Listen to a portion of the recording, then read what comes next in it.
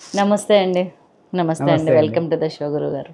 ఈరోజు మళ్ళీ మనం శివుడు మాస్టర్తోనే వచ్చేసాము. పతంజలి యోగా సమితి రాష్ట్ర అధ్యక్షులు వారు మనకి డిఫరెంట్ సబ్జెక్ట్స్ గురించి, జీవన విధానం గురించి ఒక అవగాహన కల్పిస్తూ ముందుకెళ్తున్నాము. ఇప్పుడు ఈరోజు మనం తెలుసుకోబోతుంది ఏంటంటే నా పంచప్రాణాలు.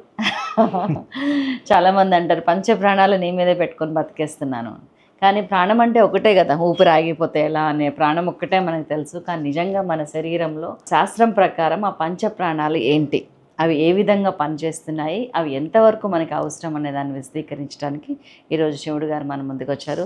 వెల్కమ్ టు ద షో అండి. Thank you so much. నమస్తే అండి. నమస్తే అండి. ముందుగా మన శైలాస్ కిచెన్ ప్రేక్షకులకి, అలాగే టార్గెట్ టీవీ ప్రేక్షకులకి మరి మీకు కూడా శుభాకాంక్షలు. Thank you. మీరు అన్నట్టు పంచప్రాణాస్ మన సమాజంలో అప్పుడప్పుడు అనేక సందర్భాల్లో ఈ మాట అంటూ ఉంటారు చాలా మంది. ప్రేమ ఎక్కువగా ఉన్నటువంటి వాళ్ళు, నా పంచ ప్రాణాలన్నీ కూడా నీ మీదనే ఉన్నాయి. అవును. మన వాడుక భాషలో కొన్ని కొటేషన్స్ వాడుతూ ఉంటాం, కానీ మనకు తెలియదు వాటి వెనుక ఉన్నటువంటి సైన్స్. నిజానికి అవన్నీ కూడా సైంటిఫిక్ కొటేషన్స్ అండి. అందులో ఈ పంచ ప్రాణాస్, నిజానికి ప్రాణం అంటే ఏంటి, ప్రాణ అనేది ఇంపార్టెంట్. ఇది గురించి మనకు తెలిస్తే మనం ఎవరో మనకు తెలుస్తుంది. మన లోపల ఉన్నటువంటి ప్రాణాస్ ఏమేం చేస్తాయి, మన ఆరోగ్యం పైన వీటి యొక్క ప్రభావం ఎలా ఉంటుంది, ఇవి మన ఆరోగ్యం పైన, మన దేహంలో జరిగేటటువంటి జీవన క్రియల పైన కూడా దీని యొక్క ప్రభావం ఉంటుంది. ఇది పూర్తిగా సైన్స్. ఇక్కడ సైన్స్ అంటే మనం భౌతిక విషయాల తెలిసినటువంటి నాలెడ్జ్ని సైన్స్ అనుకుంటున్నాం. ఇప్పుడున్నటువంటి భౌతిక అంశాలు కాకుండా ఇది ఆ భౌతికమైనటువంటి, అంటే భౌతిక పదార్థాలు, భౌతిక అంశాలు అంటే మన కంటికి కనిపించేటివి, లేదా మరికొన్ని మన కంటికి కనిపించకుండా కెమెరాలో అదేది మన ఇది మైక్రోస్కోప్లో చూసేటటువంటి ఇవి కాకుండా ఈ రెండింటికి చిక్కనటువంటి, ఈ రెండింటిలో కనిపించినటువంటి కొన్ని మనలో ఉంటాయి. అవి శక్తివంతమైనటువంటివి. వాటి గురించి మనం తెలుసుకుందాం. పంచప్రాణాస్. ఇక్కడ ప్రాణ అనేటువంటిది ప్రధానమైనటువంటిది. మనం దీన్ని తెలుగులో మనం ప్రాణం అంటాం. అంటే బతుకున్నటువంటి వాడు ప్రాణం పోయింది అంటారు కదా, ప్రాణం పోయింది అంటారు. ఈ ప్రాణ అనేది దీనికి మన ప్రాణ మీన్స్ శ్వాస, ఊపిరి. ప్రాణ అనే పదం సంస్కృత పదం. ఓకే. మనం దీన్ని తెలుగులో అనుకునే ప్రాణం వేరు. తెలుగులో అనుకునే ప్రాణం ఏంది, వాడు జీవించి ఉన్నటువంటి ప్రాణ. అవును. కానీ దీని సంస్కృత శబ్దం ప్రాణ అంటే, తెలుగులో దాన్ని శ్వాస అని చెప్పి. ఓకే. శ్వాస. ఈ ప్రాణాన్ని ఇంగ్లీష్లో దీని అర్థం చెప్పుకోవాలనుకుంటే ప్రాణ మీన్స్ గాడ్, బ్రెత్. గాడేనా? దీన్ని తెలుగులో ఇదేమో స్పిరిచువల్ నేమ్. ప్రాణ యొక్క స్పిరిచువల్ నేమ్ గాడ్. ఓకే. ప్రాణ యొక్క సైంటిఫిక్ నేమ్, ఆక్సిజన్. ఓకే. సైంటిఫిక్గా మనం మాట్లాడుకునేది ప్రాణ గురించి ఆక్సిజన్ సైంటిఫిక్. దీని యొక్క ఆధ్యాత్మిక నామం, spiritual name, original name God. ప్రాణం అంటే భగవంతుడు. ఈ ప్రాణ గురించి, ఇది మనకి ఈ ప్రాణ మన దేహంలో ఉంటుంది. ఈ ప్రాణం ఉన్నంత వరకే మనం జీవించి ఉంటాం. అవును. ఈ ప్రాణయే మన యొక్క జీవనం, ఈ ప్రాణయే మన యొక్క మరణం. ప్రాణం ఎంతవరకు అయితే దేహంలో ఉంటుందో అంతవరకే మనం జీవించి ఉంటాం. ఈ ప్రాణ ఈ దేహం నుంచి వెళ్ళిపోతే మనం కూడా ఈ దేహాన్ని వదిలి వెళ్తాం. ప్రాణం వేరు, మనం వేరు. ఇక్కడ మనం ఏమనుకుంటాం, ప్రాణనే మనం వేరు అనే విషయం మనకు తెలియదు. మనం ఎవరు, ఆత్మస్వరూపులం. ప్రాణ అనేది దాని వెంట ఉంటుంది, ఆత్మ ప్రాణ వెంట ఉంటుంది. ప్రాణాస్తక్మా ప్రాణా మృత్యు, ప్రాణయే జీవనం, ప్రాణయే మరణం. ఈ ప్రాణ గురించినటువంటి రీసెర్చ్ భారతదేశానికి చెందినటువంటి ఋషులు, మునులు, మహర్షులు దీన్ని రీసెర్చ్ చేశారు. రీసెర్చ్ చేసి దీన్ని దర్శించగలిగినరు, దాన్ని నియంత్రించగలిగినారు కూడా. మనం ఇంతకుముందు అష్టాంగ యోగలో చెప్పుకున్నాం. అష్టాంగ యోగ ద్వారా తన ప్రాణం మన కంట్రోల్లోకి వస్తుందనే విషయం ఎపిసోడ్లో చెప్పు. ఈ ప్రాణ పైన మోడర్న్ మెడికల్ సైన్స్ ఎక్కువగా రీసెర్చ్ చేయలేదు. చేసినా కూడా దానికి లభించలేదు దీని యొక్క స్వరూపం. ప్రాణ గురించినటువంటి మోడర్న్ మెడికల్ సైన్స్ ఏం చెప్తుంది, ఆక్సిజన్ వరకే తెలుసుకుంది. ప్రాణవాయువు తీసుకోవటం మొదలు పెట్టడం, ప్రాణవాయువు దాని పేరే ఆక్సిజన్, ఇంతవరకే తెలుసు. అది అంతకు మించి దాని యొక్క ప్రభావం మనలో ఉంటుంది. వేదాలు ఉపనిషత్తుల్లో ఈ ప్రాణ యొక్క విశ్లేషణ అనేక సందర్భాల్లో ఉంటుంది. అదే ఇప్పుడు నేను చెప్పింది, ప్రాణాస్తక్మ ప్రాణమృత్యు, ప్రాణయే జీవనం ప్రాణయే మరణం. అలాగే ఈ ప్రాణకి ఇంకొక పేరు చెప్పుకున్నాం, స్పిరిచువల్ నేమ్ దైవం అని. ఈ ప్రాణయే దైవం కూడా. మన దేహంలో ప్రతి ఒక్కరి దేహంలో దేవుడు ఉంటాడని చెప్పుకుంటాం. జీవుడు ఉంటాడు, దేవుడు ఉంటాడు. జీవుడు అంటే మనం, దేవుడు అంటే ఈశ్వరుడు. అందరు మనకు ఈ విషయం మామూలు విషయం, అందరికి తెలిసిందే. మన లోపల కూడా దేవుడు ఉంటాడు. ఎలా ఉంటాడో దేవుడు ఒక రూపం కాదు, విగ్రహం కాదు. మన లోపల ఎలా ఉంటాడు ఆ దేవుడు, ఈ ప్రాణ రూపంలో ఉంటాడు. అందుకనే ప్రాణకు మరో స్వరూపం దైవం, దైవం యొక్క ఇంకొక స్వరూపం ప్రాణం. అందుకని వేదాలు ఉపనిషత్తుల్లో ఇంకా ఏం చెప్తాయి, అధర్వణ వేదంలో ప్రాణాయ నమోస్తుతే యస్య సర్వం విషే, అంటే సమస్త ఈ జగత్తంతా కూడా ప్రాణ యొక్క అధీనంలోనే ఉంటుంది, అంటే ఆ భగవంతుని యొక్క అధీనంలోనే ఉంటుంది. అందుకనే మహర్షులు కానీ ఋషులు కానీ విప్రులు వేదాంతులు విద్వాంసులు వీళ్ళందరూ కూడా ఆ ప్రాణానికి ఎల్లప్పుడూ నమస్కరిస్తూ ఉంటారు. ఎవరికి నమస్కరిస్తాం మనం, దైవం కాబట్టి నమస్కారం. అంటే ఈ ప్రాణం సాక్షాత్తు ఆ దైవం యొక్క మరో రూపం ప్రాణం. ఆ రూపంలో మనలో నిరంతరం సంచరిస్తూ ఉంటుంది ప్రాణం. మన లోపల ప్రాణ సంచారం ఉన్నంత వరకే మనం ప్రాణంతో జీవించి ఉంటాం. ఇది సైంటిఫిక్గా మన లోపల ఎలా పనిచేస్తుంది అనే విషయం చెప్పుకుందాం. ప్రాణం ఒకటే, కానీ మన దేహంలో లోనికి వచ్చినటువంటి ప్రాణవాయువు ప్రాణశక్తిగా కన్వర్ట్ అవుతుంది. ప్రాణశక్తి వేరు, ఆక్సిజన్ ఏమో వాయువు. ఇది వాయువు యొక్క మరో రూపం. వాయువు అంటే గ్యాస్, శక్తి అంటే ఎనర్జీ. ఇక్కడ ప్రాణవాయువు లోనికి వచ్చింది, ఆక్సిజన్ లోపలికి వచ్చినాక ఎలా కన్వర్ట్ అవుతుంది, ఎనర్జీగా కన్వర్ట్ అవుతుంది. ఈ ప్రాణవాయువు కూడా లోపలికి వచ్చిన ప్రాణశక్తిగా కన్వర్ట్ అవుతుంది. ఎవరి ఆరోగ్యం ఏ మేర ఉన్నారు అంటే ఎంత ఆరోగ్యవంతులు అనే విషయాన్ని క్యాల్కులేట్ చేయాలంటే ఈ ప్రాణశక్తి ప్రాణవాయువు యొక్క లెవెల్స్ పైన ఆధారపడి ఉంటుంది. మనం ఇవాళ ఆరోగ్యాన్ని దేంతో కొలుస్తున్నాం, sugar levels, BP level, urine, లేకపోతే మనం కొలెస్ట్రాల్, ఈ మూడు చెక్ చేసుకొని ఆరోగ్యంగా ఉన్నాను. ఇది నిజమైన కొలమానం కాదు. ఎవరి లోపలైతే ప్రాణశక్తి ప్రాణవాయువు సంచారం బాగా ఉంటుందో వారే సంపూర్ణ ఆరోగ్యవంతులు, దానిపైన ఆధారపడి ఉంటుంది. ఇక్కడ లోనికి వచ్చినటువంటి ప్రాణవాయువు ప్రాణశక్తి కన్వర్ట్ అయిన తర్వాత ఇది 5 పంచ ప్రధాన ప్రాణులుగా విభజన చెందుతుంది. మళ్ళీ ఆ శక్తి, అందుకే పంచ ప్రాణాలు అంటాం. అనేక సందర్భం మీరు అన్నారు, ఇంతకు నాకంటే ముందే మీరే అన్నారు, నా పంచ ప్రాణాలు అని అన్నారు. ఈ ప్రాణ 5 పంచ ప్రధాన ప్రాణులుగా విభజన చెందుతుంది. ఈ మరి ప్రాణ 5 ఉప ప్రాణులుగా విభజన చెందుతుంది. ప్రధాన ప్రాణులు, ఉప ప్రాణులు, ఇవేమో పంచ ప్రాణాలు, మెయిన్ ప్రాణాస్, సబ్ ప్రాణాస్. ప్రధాన ప్రాణులు, ఉప ప్రాణులు. ఇందులో మొదటి పంచ ప్రధాన ప్రాణుల విషయంలో మొదటిది ప్రాణ, రెండోది అపాన, మూడోది థర్డ్ వన్ ఉదాన, నాలుగోది ఫోర్త్ వన్ సమాన, ఐదవది వ్యాన. ప్రాణ, అపాన, ఉదాన, సమాన, వ్యాన, ఇవి ప్రధాన ప్రాణులు. సబ్ ప్రాణ చెప్పుకున్నాం, ఉప ప్రాణులు. అందులో దేవదత్త, నాగ రెండవది, మూడవది కూర్మ, నాలుగవది కర్కల, ఐదవది ధనంజయ. ఇవన్నీ పేర్లు కదా, ప్రాణాల యొక్క విభజన. వాటికి అవి చేసే పనులను బట్టి వాటికి పేర్లు వచ్చాయి. మనం ఇవన్నీ మీరు ఏమన్నారు, మనుషులకు పెట్టే పేర్లు అనుకుంటాం. ధనంజయ, కూర్మ, మనం ఎవరి పేర్లు పెట్టుకుంటాం, దేవుడి పేర్లు. ఇవి కూడా దేవుడి పేర్లు. అదే ప్రాణయే దేవుడి అవతారాలు ఇవన్నీ. నాగా పంచ ప్రధాన ప్రాణులు, పంచ ఉప ప్రాణులు. వీటికి పేర్లు అంటే అవి చేసే పనిని బట్టి వాటికి ఆ పేర్లు నిర్ధారించారు మన యొక్క సైంటిస్టులు, ఋషులు.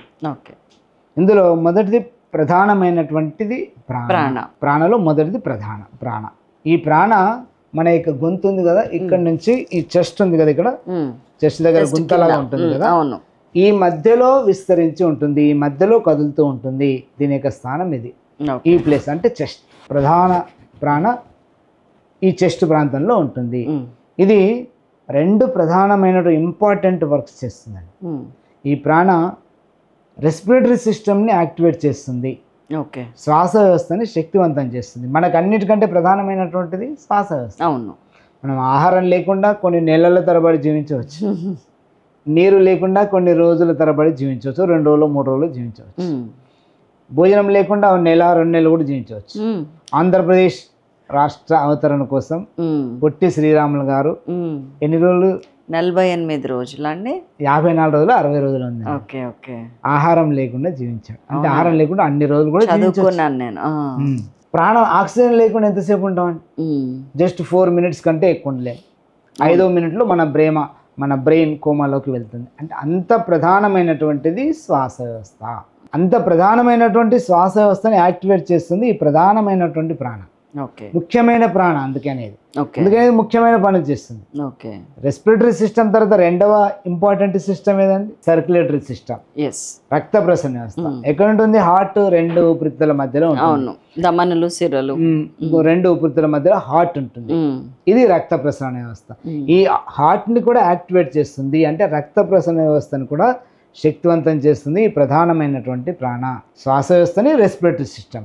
అందుకని ఇది ప్రధానమైన ప్రాణ అయింది. అందుకనే ఇది ఆ దైవం యొక్క మరో రూపమే, ఆ దేవుడి యొక్క మరో రూపమే ప్రాణ. అందుకనే మనం ఏ పూజ చేసినా, నోము చేసినా, వ్రతం చేసినా మన చేత ఆచార్యుడు ఏం చెప్పిస్తారు? ముక్కుబడి ఓం ప్రాణాయ స్వాహ, అపానాయ స్వాహ, ఉదయానాయ స్వాహ అంటాడు. చేశారా మీరు ఎప్పుడైనా? ప్రాణాయామం చేయండి అంటారు కానీ మీరు అన్న అపానాయ స్వాహ, ఉపానాయ స్వాహ అంటాడు. ఆయన అంటాడు, మీకు వినపడలే, మీ చేత అనిపించాడు. ఆచార్య చదువుతాడు ఓం ప్రాణాయ స్వాహ, ఓం అపానాయ స్వాహ, ఓం ఉదానాయ స్వాహ అంటాడు. పూజలో ఎందుకు? ఈ ప్రాణ భగవంతుడు కాబట్టి మనం ఇక్కడ ఆరాధిస్తాం. యజ్ఞంలో విషయానికి వస్తే అగ్నిహోత్రంలో భగవంతునికి ఆహుతులు ఇస్తాం. అగ్నిహోత్రంలో కూడా ఓం భూరగ్నయే ప్రాణాయ స్వాహ, ఇదం అగ్నయే ప్రాణాయ ఇదన్నమమ, ఓం భూర్వాయవే అపానాయ స్వాహ, ఇదం వాయవే అపానాయ ఇదన్నమమ. ప్రాణానికి మనం అగ్నిహోత్రంలో కూడా ఆహుతులు ఇస్తాం. ఆహుతులు ఎవరికి ఇస్తాం? దేవుడికి ఇస్తాం. ఈ ప్రాణ కూడా దేవుడు కాబట్టి ప్రాణకి ఇస్తాం. అందుకని ఈ ప్రధానమైనటువంటిది ప్రాణ. ఈ 2 important systems, respiratory system, circulatory system, ఈ రెండింటిని చైతన్యవంతం చేస్తుంది, ప్రాణవాయువుని నింపుతుంది, చక్కగా పనిచేసే విధంగా చేస్తుంది. ఈ 2 కరెక్ట్గా ఉంటే మనం ఆరోగ్యంగా ఉంటాం, ప్రాణాలతో ఉంటాం. 2వది అపాన. అది నాభి నుంచి ఈ మలద్వారం యానస్ ఉంది కదా, అంతవరకు విస్తరించి ఉంటుంది. నాభి నుంచి మలద్వారం వరకు అపానవాయువు. ఇది అపానవాయువు అంటే బ్యాడ్ స్మెల్ కదండి. చెప్తాను. అపానవాయువు, ఈ అపాన అనే ప్రాణ మనలో ఉన్నటువంటి మలినాలన్నిటిని కూడా బయటికి విసర్జింపచేస్తుంది. ఇది ఎక్స్క్రిటరీ సిస్టమ్ ని యాక్టివేట్ చేస్తుంది, విసర్జక వ్యవస్థ. మన దేహంలో నిరంతరం మలినాలు విడుదలవుతూ ఉంటాయి.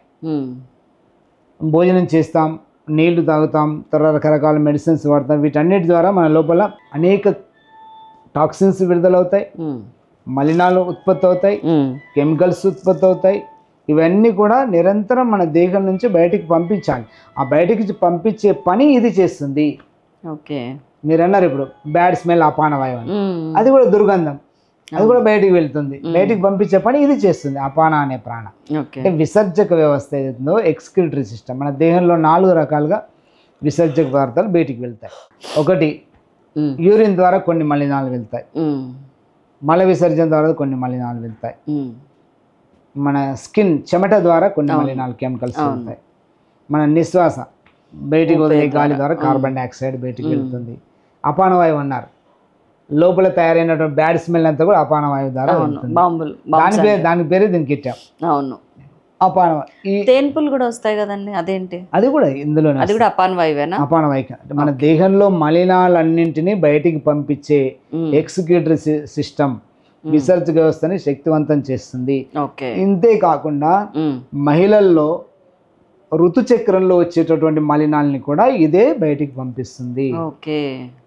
అలాగే గర్భస్థ శిశువు అంటే నెలలు నిండిన తర్వాత మన లోపల ఉన్నటువంటి మహిళ లోపల గర్భవతి లోపల ఉన్నటువంటి పిండాన్ని కూడా బయటికి పంపించే పని ఈ అపానవాయువే చేస్తుంది. ఈ అపానవాయువు బలహీనంగా ఉండడం వల్లనే సిజేరియన్ అవుతున్నాయి. ఈ అపాన వాయువు కనుక బలంగా లేకపోతేనే సిజేరియన్ అవుతాం. అపాన వాయువు బలంగా ఉంటే ఈజీగా పిండాన్ని బయటికి పంపిస్తుంది. ఈ పిసిఓడి పిసిఓ సమస్యలు కూడా అవేనండి? అవి వేరు. ఈ అంటే ఇప్పుడు చెప్పినటువంటి మలినాలు, గర్భస్థ శిశువు మరియు ఈ నెలసరిలో వచ్చేటటువంటి మలినాలు, ఇవన్నీ మన దేహంలో ఎక్కువ కాలం ఉండకూడదు. మూత్రము 2 గంటలకు ఒకసారి బయటికి పంపిస్తాం, ఒక 5 గంటలు 6 గంటలు ఆపలేం. మల విసర్జన ఒక 10 గంటల వరకు ఆపగలుగుతాం, అంతకంటే ఎక్కువ ఉంచకూడదు. తర్వాత కెమికల్స్, మన బాడీలో ఉన్న కెమికల్స్ అని ఏ రోజుకి ఆ రోజు 24 అవర్స్లో క్లీన్ చేయాలి. నెలసరిలో వచ్చేది 30 days, ఆ 30 days కంటే ఎక్కువ ఉండకూడదు మలినాలు, నెలసరిలో బయటికి పంపించాలి. గర్భస్థ శిశువు 9 months, 8 లేదా 9 months, అంతకు మించి ఉండకూడదు, ఉంటే తల్లికి ప్రమాదం. ఇవన్నీ కూడా బయటికి పంపించే విసర్జక వ్యవస్థని అపాన వాయువు అని నిర్వర్తిస్తుంది. అందుకనే ఇది కూడా ప్రాణ ఎంత ముఖ్యమో ఇది కూడా అంతే ముఖ్యం. అందుకనే దీన్ని కూడా ఓం అపానాయ స్వాహ అంటాం. ఇది కూడా భగవంతుని యొక్క మరో రూపమే. దీన్ని కూడా మనం ఆరాధిస్తాం, సంతుష్టపరచాలి. ఎవరిని ఆరాధిస్తాం? భగవంతుని ఆరాధిస్తాం, దేవుణ్ణి ఆరాధిస్తాం. ఇది కూడా దైవం యొక్క మరో రూపమే. మూడోది ఉదాన. ఉదాన అనే ప్రమాణం ఈ గొంతు నుంచి కంఠ చిక్రం నుంచి తల వరకు పై వరకు ఈ భాగంలో విస్తరించి ఉంటుంది. ఈ భాగంలో గొంతు, అలాగే ముక్కు, నోరు, కళ్ళు, చెవులు, బ్రెయిన్ లోపల ఉన్నటువంటి పిట్యూటరీ గ్లాండ్, పీనియల్ గ్లాండ్, వీటన్నిటిని కూడా ఈ ఉదాన అనే ప్రాణ శక్తివంతం చేస్తుంది. చూపుని పెంచుతుంది, వినికిడి శక్తిని పెంచుతుంది, వాక్కుని, శ్వాసని, తర్వాత బ్రెయిన్ లోపల ఉన్నటువంటి ఎండోక్రైన్ సిస్టమ్ అంటే పిట్యూటరీ గ్లాండ్, పీనియల్ గ్లాండ్, వీటన్నిటినీ శక్తివంతం చేసి యాక్టివేట్ చేసే పని ఉదాన అనే ప్రాణం చేస్తుంది. ఇప్పుడు మనకు విసర్జక వ్యవస్థలో లోపాలు ఉంటే అపాన వాయువు బలహీనం, సర్క్యులేటరీ సిస్టంలో రెస్పిరేషన్ ప్రాణ సమస్య ఉంటే ప్రధానమైన ప్రాణాల యొక్క డెఫిషియన్సీ తక్కువగా ఉంది. ఈ కళ్ళు, దృష్టి, చెవులు, బ్రెయిన్లో ఏమైనా సమస్యలున్నా ఉదాన అనే ప్రాణ లోపించడం వల్ల ఈ పనులను నిర్వర్తిస్తుంది. ఈ ఉదాన అనే ప్రాణకి ఇంకొక ప్రత్యేక స్వభావం ఉందండి, మిగతా అన్నిటికంటే కూడా. ఏంటది? ఈ గొంతు భాగంలో సంచరించేటటువంటి ఉదాన అనే ప్రాణ మన దేహం మనం చనిపోయిన తర్వాత మన respiratory system and circulatory system రెండు ఆగిపోతే డాక్టర్ టెస్ట్ చేసి ఈజ్ క్లినికల్లీ డెడ్ అని సర్టిఫికెట్ ఇస్తాడు, అంటే చనిపోయినా నిర్ధారిస్తాడు. కానీ బ్లడ్ సర్క్యులేషన్ ఆగిపోయినా, సర్క్యులేటరీ సిస్టమ్ ఆగిపోయినా, రెస్పిరేటరీ సిస్టమ్ ఆగిపోయినా, మిగతా ప్రాణులన్నీ కూడా మన దేహాన్ని వదిలి వెళ్ళినా, ఇదొక్కటి ఉదాన అనే ప్రాణం కనుక మన లోపల ఉంటే తిరిగి వాటన్నిటిని వెనక్కి తీసుకొచ్చి బతికించే సామర్థ్యం దీనికి ఉంటుంది. ఉదాన అనే ప్రాణం అదే ఇప్పుడు డాక్టర్లు ప్రెస్ చేసి తీసుకొచ్చేది అది కాదు, అది వాయువుని, హార్ట్ని పనిచేసిన పంపించేసి. ఉదాన అనే ప్రాణం, అందుకనే నా కంఠంలో ప్రాణం ఉండగా అంటాం. అవును, ఈ కంఠంలో ఉండే ప్రాణ పేరు ఉదాన. ఏ సందర్భం, అనేక సందర్భాలు అంటుంటారు నా కంఠంలో ప్రాణం జరగనివ్వను, నా కంఠంలో ప్రాణం ఉన్నంత వరకు నేను ఇది ఒక్కటి ఉంటే సార్ మిగతా అన్నిటిని వెనక్కి తీసుకొస్తుంది, అంత సామర్థ్యం దీనికి ఉంటుంది. అలాగే ఒక నేరస్తుడు చనిపోయేవాడిని పూర్వకాలం నుంచి కూడా ఉరి వేసే చంపేవాళ్ళు. అవును, మామూలుగా కత్తితో పొడిచి చంపేవాళ్ళు.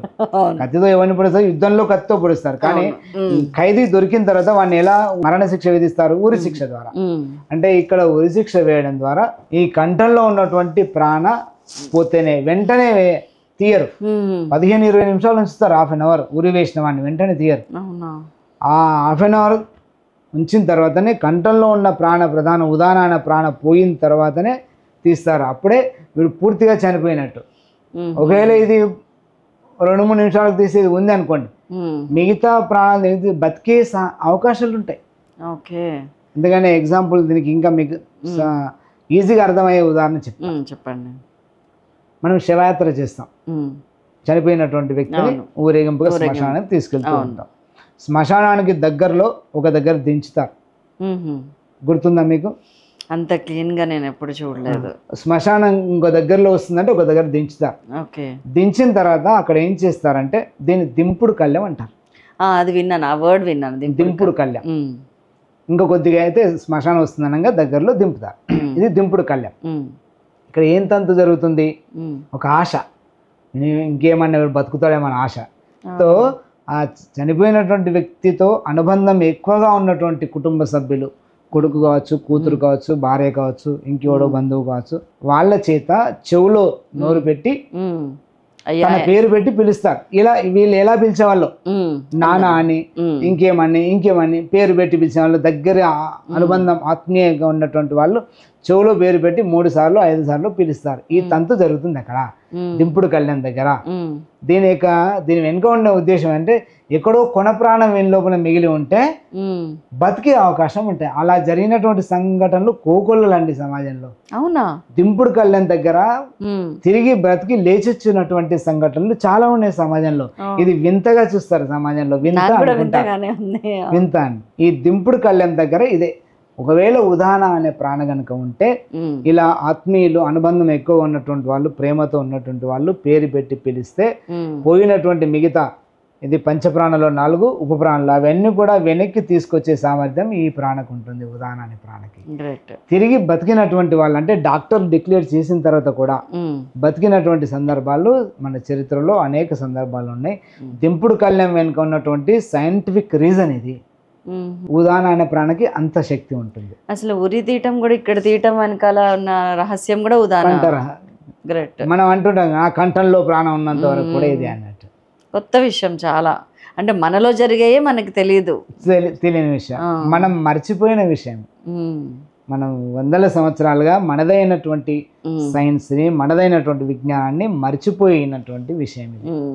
మనం మర్చిపోవడానికి చాలా కారణాలు ఉన్నాయి. మన సైన్స్ని మనం మర్చిపోవడానికి విదేశీయుల దండయాత్రలు, రకరకాల కారణాలు. ఇది ఉదాహరణ. ఓకే. 4వది సమాన. ఓకే. ఈ మనం ఇక్కడ గుండె దగ్గర గుంతగా ఉంటుంది కదా, అక్కడి నుంచి నాభి వరకు ఈ మధ్య ప్లేస్ స్టమక్. నేను ఇందాక అడుగుదాం అనుకున్నాను, మీరు ఇక్కడి నుంచి ఇక్కడికి వచ్చారు, మళ్ళీ కింద నుంచి కిందకి వెళ్ళారు, కానీ మధ్యలో ఏమైంది అని. ఓకే. మధ్యలో ఉన్నటువంటిది సమాన.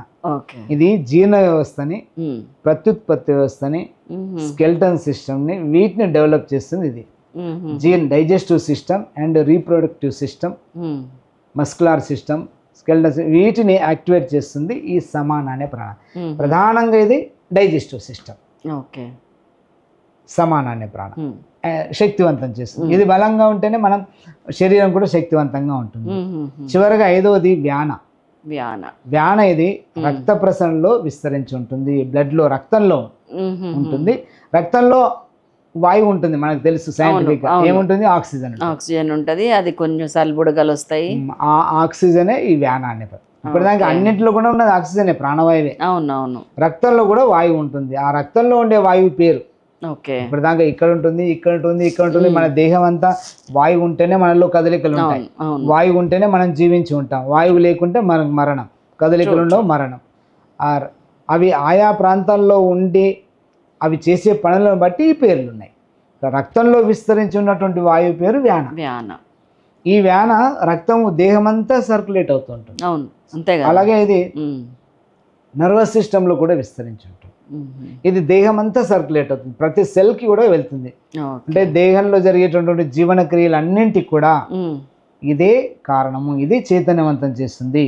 అంటే మన దేహంలో మెటబాలిజం, మన బాడీలో జరిగేటువంటి మెటబాలిజం అంతా కూడా దీని యొక్క అధీనంలో ఉంటుంది. సర్క్యులేటరీ సిస్టమ్ వ్యాన యొక్క అధీనంలో ఉంటుంది.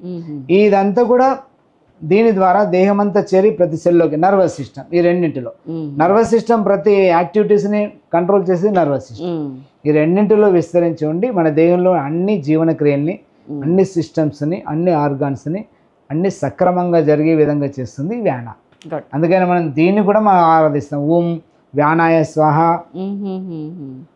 ఓం స్వరాదిత్యాయ వ్యానాయ స్వాహ, ఇదమాదిత్యాయ వ్యానాయ ఇదన్నమమ. ఇది కూడా భగవంతుని స్వరూపం కాబట్టి ఆరాధిస్తాం. గ్రేట్ అండి. నాకు నిజంగా ఈరోజు మొదటిసారి మంత్రాలకి అర్థం కూడా తెలిస్తే బాగుండు అని అనిపించింది. ఎందుకంటే మనలో జరుగుతున్నాయే చెప్తున్నారు, అది మనకు తెలియదు. అంటే స్వాహ అనుకుంటున్నాం తప్పితే ఇంకేం తెలియదు, దాని వెనుకున్న సైన్స్ తెలియదు. అవును. ఇంకా ఉప ప్రాణాలు అన్నారు. ఈ పంచ ప్రధాన ప్రాణులు ఇప్పుడు చెప్పినటువంటి ప్రధానమైనటువంటి ముఖ్యమైన పనులను నిర్వర్తిస్తాయి కాబట్టి వీటిని పంచ ప్రధాన ప్రాణులు అన్నారు. ఇక మిగతా మరికొన్ని 5 ఉన్నాయి. పంచ ప్రాణాలు అనగానే ఇవన్నీ అన్నమాట. ఈడ నుంచి మొత్తం బ్లడ్ లో సర్క్యులేట్ అయ్యే వ్యానం వరకు. గ్రేట్. ప్రాణ, అపాన, ఉదాన, సమాన, వ్యాన. ఇకపై ఎవరైనా మనకి పంచ ప్రాణాలు అనగానే ఇవన్నీ గుర్తొస్తాయి. నైస్. తర్వాత వచ్చేటటువంటి ఉప ప్రాణులు, సబ్ ప్రాణాస్ 5. ఒకటి దేవదత్త, ధనంజయ, నాగ, కర్కల, కూర్మ, ధనంజయ, ఇవన్నీ కూడా మన దేహంలో అనేక చిన్న చిన్న పనులు చేస్తుంటాయి. ఇప్పుడు కనురెప్పలు మనకు తెలియకుండానే మోసుకుంటాయి. ఏదైనా ఇలా వచ్చింది అనుకోండి సడన్ గా ఆపరేట్ అంటాం, వాటిని ఈ ఉపప్రాణాలు ఇవి యాక్టివేట్ చేస్తాయి. అంటే అది బ్రెయిన్ నుంచి కాదండి ఆ సంకేతాలు బ్రెయిన్ నుంచి వస్తాయి, కానీ వాటిలో ఒక ఇన్ఛార్జెస్ ఇన్ఛార్జ్. ఇప్పుడు మన ఆఫీసులో మేనేజర్ ఒకడే అన్ని చూడడు కదా, కానీ మేనేజరే సుప్రీం కమాండర్, బ్రెయిన్ లాగా కమాండర్. కానీ కింద మళ్ళీ కొంతమందిని సూపర్వైజర్ అలా అన్నట్టు. అలాగే మనకి ఒక ప్రమాదం జరిగింది అనుకోండి, వెంటనే మన వెంట్రుకలు నిక్కబొడుచుకుంటాయి. అంటే మనలో ఉన్నటువంటి సెక్యూరిటీ ఫోర్స్ అలర్ట్ అవుతుంది, గూస్ బంప్స్ అంటారు, అలర్ట్ అవుతుంది. అలాంటి దీన్ని కూడా ఈ ఉపప్రాణాలు నిర్వర్తిస్తాయి. అలాగే మన దేహంలో కొన్ని జ్యూసెస్, ఇంత కొంచెం ప్యాంక్రియాటిక్ జ్యూసెస్ అని ఎంజైమ్స్ ప్రొడ్యూస్ అవుతాయి, హార్మోన్స్ ప్రొడ్యూస్. వీటిని కూడా ఎక్కువలు తక్కువలు కాకుండా సరిగా నిర్వర్తించే పని ఈ ఉపప్రాణాలు చేస్తాయి. అలాగే మన సిస్టమేటిక్గా ఉంటుంది సైన్స్, మనం తెలియదు, మర్చిపోయాము. అవి సిస్టమాటిక్ గానే ఉన్నాయి, వాటిని మనం సక్రమంగా వినియోగించడంలో మనం కోఆపరేట్ చేయట్లేదేమో కదా. మన నిద్ర మెలకువలు, ఎప్పుడు నిద్రపోవాలి, ఎప్పుడు మేల్కొనాలి, ఈ మన లోపల సర్కేడియన్ రిథమ్స్ అంటారు. నిద్ర మెలకలు అనే గడియారం నడుస్తూ ఉంటుంది లోపల. గడియారం ఏ టైంకి ఆకలి వేయాలి, ఏ టైంకి నిద్ర వస్తుంది అనే విషయాన్ని నిర్ధారించేటటువంటిది ఒక వ్యవస్థ ఉంటుంది. ఆ వ్యవస్థని కూడా ఈ ఉపప్రాణాలు నిర్వర్తిస్తాయి. తర్వాత మనలో అధిక ఉష్ణోగ్రత, అధిక చల్లదనం, వీటిని కూడా బ్యాలెన్స్ చేసేటటువంటి ఒక వ్యవస్థ నడుస్తూ ఉంటుంది. అది కూడా ఈ ఉపప్రాణాలు నిర్వర్తిస్తాయి, ఒక కార్ఖానా. ఇవన్నీ ఇలాంటి పనులన్నీ కూడా ఇవన్నీ కొంచెం చిన్న చిన్న పనులు, మనం మొదట చెప్పుకునే ప్రధానమైన. ఇవి కొంచెం చిన్న చిన్న, వాటితో కంపేర్ చేస్తే ఇవి ఉపప్రాణాలు నిర్వర్తిస్తాయి.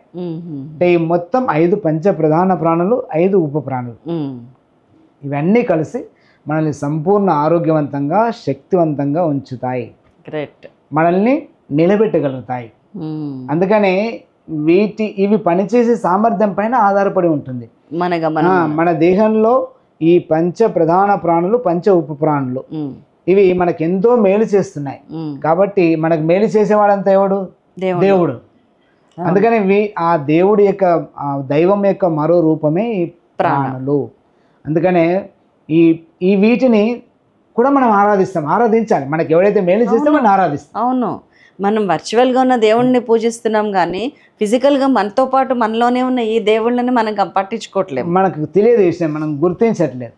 వీటిని మనం తెలియకుండానే పూజిస్తున్నాం. ఎలాగా ఇప్పుడు మనం వ్రతం నోము చేస్తే ఓం ప్రాణాయ స్వాహ అని ముక్కు ఇలా ముంచి చేపిస్తాడు, అది కూడా ఒకసారి. యజ్ఞం చేసినప్పుడు యజ్ఞంలో ఆహుతులు సమర్పిస్తాం ఈ ప్రాణాలకి. పంచ ప్రాణాలు, ప్రధాన ప్రాణులు, ఉప ప్రాణులు, ఇవి ఆ దైవం యొక్క మరో స్వరూపం. ఇవన్నీ కూడా దైవం యొక్క రూపం అనడానికి వేదాలు, ఉపనిషత్తులో స్పష్టంగా ఈ ప్రాణ గురించినటువంటి మంత్రాలు ఉన్నాయండి.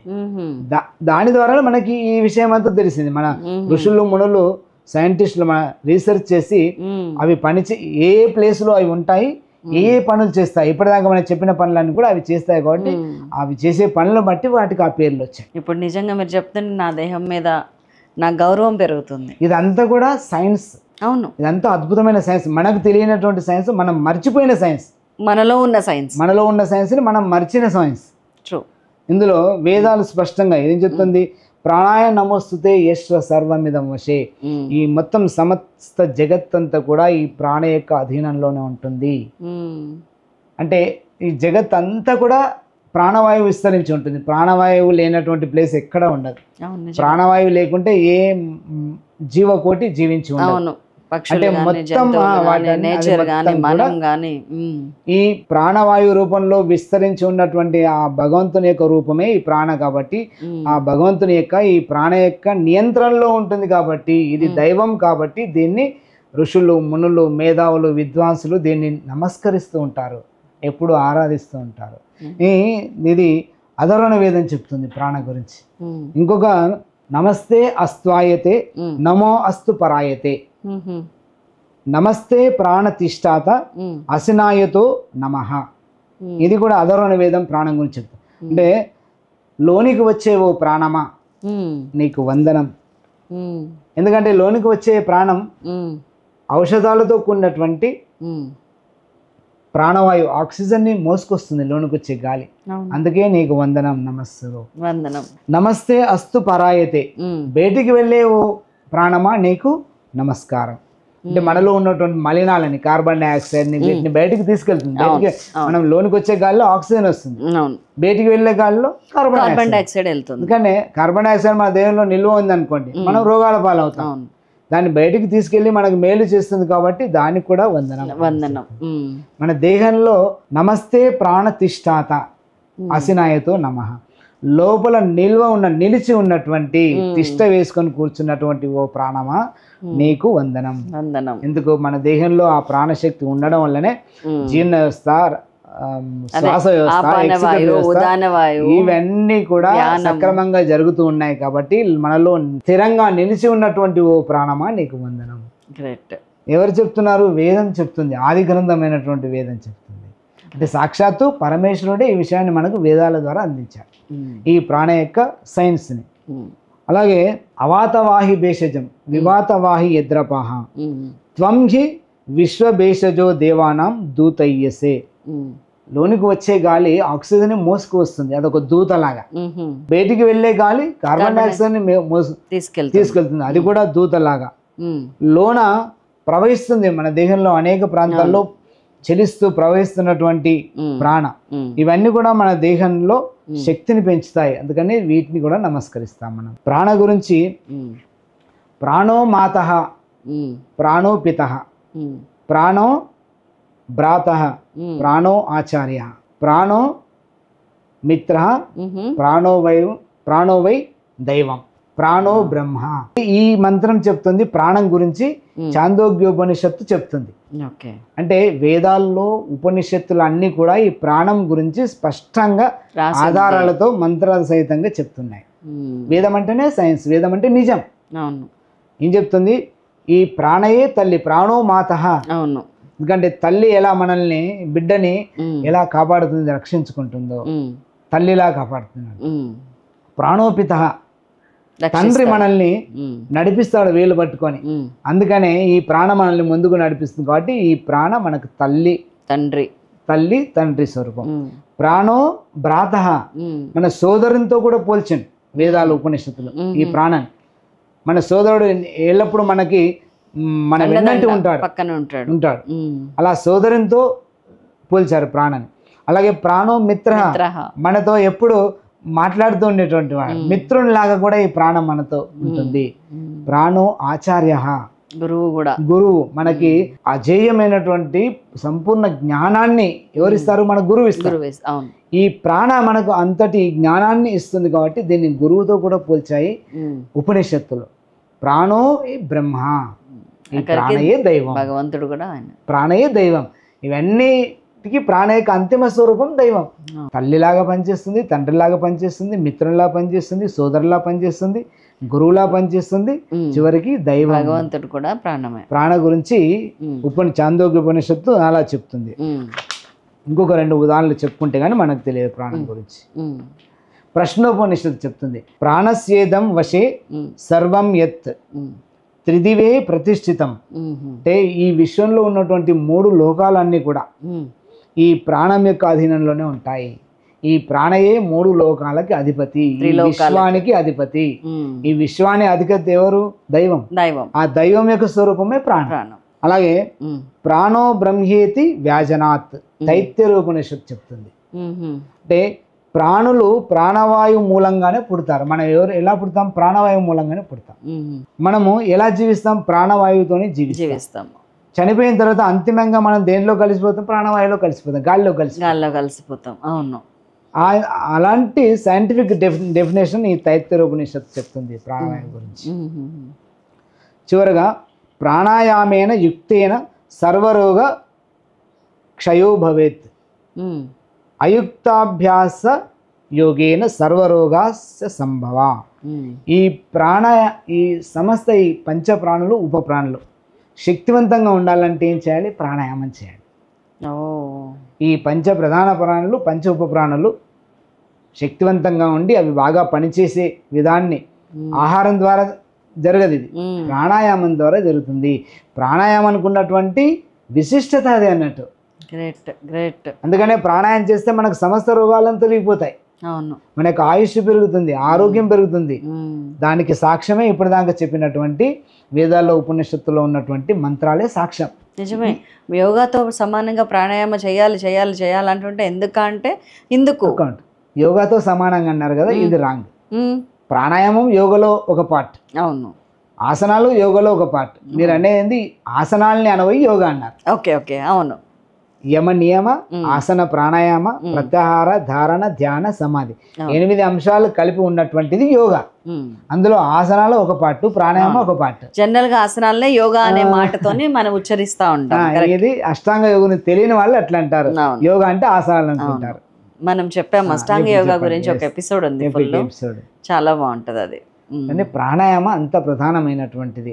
ఆసనాల కంటే కూడా ఎక్కువ లాభం ప్రాణాయామాలు కలుగుతుంది. ఈ మంత్రంలో ఏం చెప్పాడంటే ప్రాణాయామేన యుక్తేన, అంటే ప్రాణాయామం యుక్తంగా చేయాలి. ఎలా చేయాలో అలా చేయాలి, ప్రొసీజర్. అలా చేస్తే సర్వరోగ క్షయో భవేత్, సర్వరోగాలన్నీ తొలగిపోతాయి. అంటే ఏ పద్ధతిలో చేయాలో ఆ పద్ధతిలో చేయాలి, గురుముఖంగా చేయాలి. అయుక్తాభ్యాస యోగేన సర్వరోగస్య సంభవ, అంటే సైంటిఫిక్ గా కాకుండా ఎలా పడితే అలా చేస్తే అనేక రోగాలు వస్తాయి. దానికి ఒక క్రమ పద్ధతి ఉంటదండి. ఇది చేసినప్పుడు ఇది చేయకూడదు, పొద్దున పూట అయితే ఇది చేయాలి, సాయంత్రం పూట ఇది, పీరియడ్స్ ఉన్నప్పుడు పలానా చేయకూడదు, ఇవన్నీ కూడా యోగా మాస్టర్లకు తెలుస్తుంటాయి. అందుకని ఇలా చేయాలి. అంటే ప్రాణాయామం అంటేనే ఒక క్రమ పద్ధతిలో శ్వాసని తీసుకోవడము, వదలడము, నియంత్రించడం. ఇది ఒక క్రమ పద్ధతిలో సిస్టమేటిక్ ఒక ప్రొసీజర్ ఉంటుంది. అలా చేస్తేనే ఇప్పుడు చెప్పినటువంటి లాభాలు వస్తాయి. అలా కాకుండా మనకి ఎలా పడితే అలా చేస్తే రోగాలు కూడా వస్తాయి అనేది వేదం చెప్తుంది, వికటిస్తుంది. అందుకనే ఈ ప్రాణాలు పంచ ప్రధాన ప్రాణులు, ఉప ప్రాణులు కూడా మన దేహంలో శక్తివంతంగా ఉంటే ప్రాణాయామం చేయాలి. ప్రాణాయామం అనేది ఒక సైన్స్. అందుకని సైన్స్ అంటే దానికి ఒక ప్రొసీజర్ ఉంటుంది, ఇలా చేయాలి ఇలా చేయకూడదు. ఆ విధంగా చేయాలంటే గురుముఖంగా యోగాభ్యాసం సాధన చేయాలి. ప్రొసీజరల్ గా యుక్తిగా చేస్తే సర్వ రోగాలన్నీ తొలగిపోయి పూర్తి ఆరోగ్యంగా మనం జీవించగలుగుతాం. మీరు రెగ్యులర్ గా చెప్పే క్లాసెస్ లో ఇవన్నీ ఇంక్లూడ్ చేస్తారు? 35 మినిట్స్ ప్రాణాయామమే ఉంటుంది. అవును, మొన్న కూడా ఒక 40 మినిట్స్ ఎక్సర్సైజ్ ఆసనాలు ఉంటాయి, 35 మినిట్స్ ప్రాణాయామం ఉంటుంది, అండ్ మెడిటేషన్ కలిపి. నైస్, వెరీ నైస్ అండి, ఎక్సలెంట్ మెసేజ్. ఇవాళ తెలియని విషయాలు, మనలోనే ఉన్న ప్రాణం గురించి మనకు తెలియకపోవటం అనేది, దాని వెనుక ఉన్న సైన్స్ తెలియదు. అవును, ట్రూ అండి. అంతమంది మహర్షులు వేదాంతులు చెప్పింది నిజంగా గ్రేట్. చాలా థ్యాంక్స్ అండి. ప్రాణాస్ గురించి మీరు చెప్పింది, పంచ ప్రాణాలు అంటే ఏంటి అనేది ఇప్పుడు అర్థమైంది మనకి. స్టార్టింగ్లోనేమో అంత గ్రీక్ అండ్ లాటిన్, పంచప్రాణాలు అంటే ఏంటి అనే ఒక క్వశ్చన్. ఇప్పుడు పూర్తి తెలుసుకోవడంతో పాటు ఒక గౌరవం పెరిగింది మన మీద, మనలో సంచరించే వాయువు మీద. దాన్ని ఇట్లా అదుపులో ఆధీనంలో ఉంచుకొని సక్రమంగా వినియోగించాలంటే ప్రాణాయామ చేయాలి. ఇదంతా నాలెడ్జ్ 1 by 1 చాలా అర్థమయ్యేటట్టు చెప్పారు, మంచి ఎగ్జాంపుల్స్ తోటి. థ్యాంక్ యూ సో మచ్ అండి. అండ్ మరొక అద్భుతమైన విషయాంశాలతోటి మళ్ళీ మేము ముందుకు వస్తాము. శివుడు గారిని శైలాస్ కిచెన్ టార్గెట్ వదిలిపెట్టేదే లేదు. మనం సంపూర్ణ ఆరోగ్యంగా ఉండడానికి ప్రాణాయామం యొక్క విశిష్టత అత్యంత ముఖ్యమైనది. అవును, ట్రూ అండి, 100%. సో ఉందండి మరి. థ్యాంక్ యూ సో మచ్ అండి.